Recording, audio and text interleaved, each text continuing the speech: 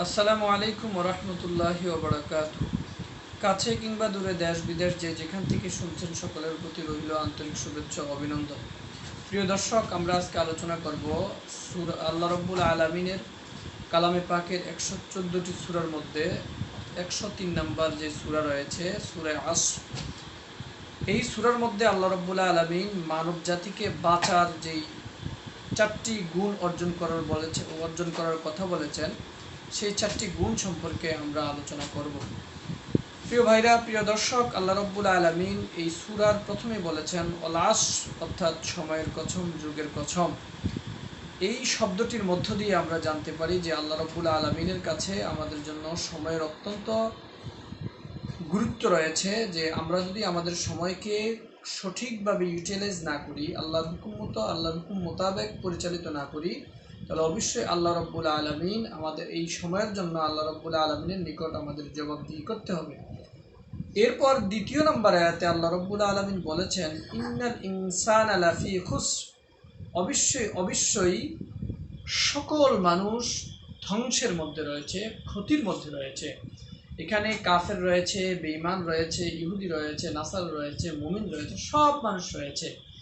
এরপর আল্লাহ রাব্বুল আলামিন 3 নম্বর আয়াতে বলেছেন ইল্লাল্লাযীনা, কিন্তু তারা এই ক্ষতির অন্তর্ভুক্ত হবে না যাদের মধ্যে আল্লাহ রাব্বুল আলামিন বলেন 4টা গুণ থাকবে।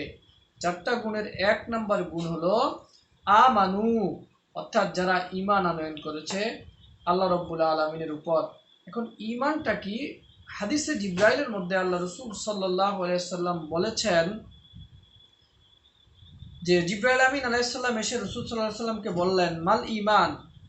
তখন রাসূল সাল্লাল্লাহু আলাইহি সাল্লাম বললেন আল ঈমান ওয়া তুমিনা বিল্লাহ ওয়া মালাইকাতিহি ওয়া কুতুবিহি ওয়া বিলিকাইহি ওয়া রুসুলিহি ওয়া তুমিনা বিল বাস।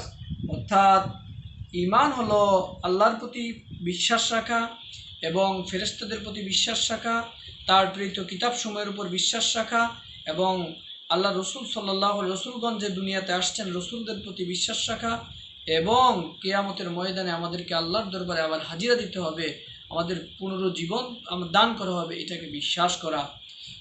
প্রিয় ভাইরা, 2 নম্বর গুণ হলো আল্লাহ রাব্বুল আলামিন বলেন ওয়ামিলুস সলিহাত, অর্থাৎ যারা আমলে সলেহ করবে তথা নেক আমল করবে। সম্মানিত দর্শক, নেক আমল বলতে এখানে আমাদেরকে আল্লাহ রাব্বুল আলামিন অনেকগুলো বিষয়কে এক করে দিয়েছেন। অনেকগুলো বিষয়ের মধ্যে কয়েকটা বিষয় হলো, যেমন হাসি মুখে কারোর সাথে কথা বলা, পিতামাতার সেবা করা, আত্মীয়তার হক আদায় করা, এরকমভাবে প্রতিবেশীর সাথে ভালো আচরণ করা, এরকমভাবে সদাকা খয়রাত করা, আল্লাহর ফরজ বিধান ফর্দা করে চলা, এরকমভাবে জিহাদ ফি সাবিলিল্লাহর কাজে শরীক হওয়া।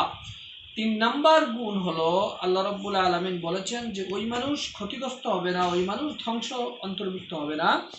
3 নম্বরে যে গুণটা সেটা হলো সৎ কাজের আদেশ করা, যে ওয়াতাওয়াসাউ বিল হক, অর্থাৎ যারা সৎ কাজের আদেশ দিবে, সত্যের তাগিদ দিবে, এরা কখনো আল্লাহ রাব্বুল আলামিন কখনো এদেরকে ধ্বংসের কাতারে দাঁড় করাবেন না, ধ্বংসের আপনার কাতারে শামিল করাবেন না। আল্লাহ রসুল সাল্লাল্লাহু আলাইহি সাল্লাম সৎ কাজের আদেশ সম্পর্কে বলেছেন যে তোমাদের কাছে যদি দেখো কোনো অন্যায় কাজ হচ্ছে, তাহলে তোমরা যদি ক্ষমতা থাকে হাত দিয়ে প্রতিহত করা, তাহলে সেটা তোমরা হাত দিয়ে প্রতিহত করো। যদি মুখ দিয়ে থাকে তাহলে মুখ দিয়ে প্রতিহত করো। যদি এরপর যদি তাও সম্ভব না হয়, তাহলে তোমরা অন্তর দিয়ে তাকে ঘৃণা করে অথবা পরিকল্পনা করে কিভাবে তার প্রতিরোধ করা যায়, এটা তোমরা প্রতিরোধ করো।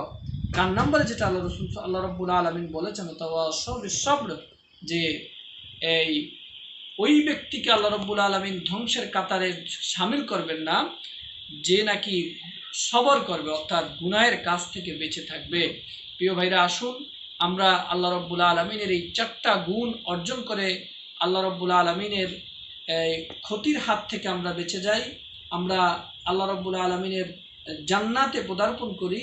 আল্লাহ রাব্বুল আলামিন আমাদেরকে এই 4টা গুণ মেনে চলার অর্জন করার তৌফিক দান করুক।